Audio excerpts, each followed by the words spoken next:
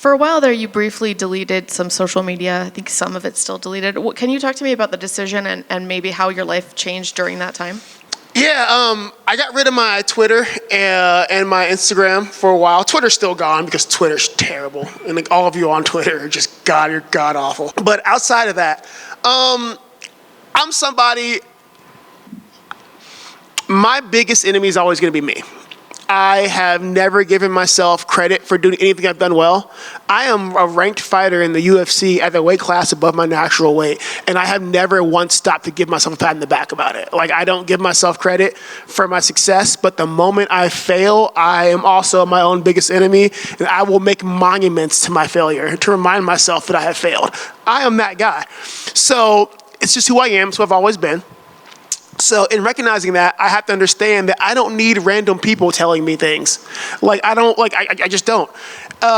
You think it doesn't bother you, whatever, but like when you have like 30,000 people telling you like you did this wrong or you can't do this, it gets tiring really fast. So for me, it's just better to not engage. Like, I know I had some great fans on Twitter who are awesome. I do miss you guys. Have some cool conversations with people. But overall, it's just not an atmosphere I enjoy. Even on Instagram, I backed away from it. My settings are very, very like set up so that I have like complete control over who can message me, who I can talk to. And I pay a kid I grew up with to screen my inbox messages so that like I don't see the hate. And it's better for me that way. And my life is better that way. Like, you know, people are like, you never respond to your inbox. Like, I have a guy screening it. I pay to screen it like once a month, and he does that for me, so I don't even check. I am better that way because I'm so negative and so hard on myself that I don't need outside negativity doing it. And like, you know, you always get dumb shit. Like, there's a lot of people in this sport who aren't fighters that I respect. Like, you got guys, like some of you guys in here are very knowledgeable about, you know, the sport. I respect that. Guys like Luke Thomas is another guy who I've reached out to before and talked to. I respect his opinion. But you also have random like jackasses online who, God, like the social media age has ruined people because now people can just say things and people are like, yeah, this makes a lot of sense. Like, no, it doesn't. Shut up. But now there's two of you and it spreads.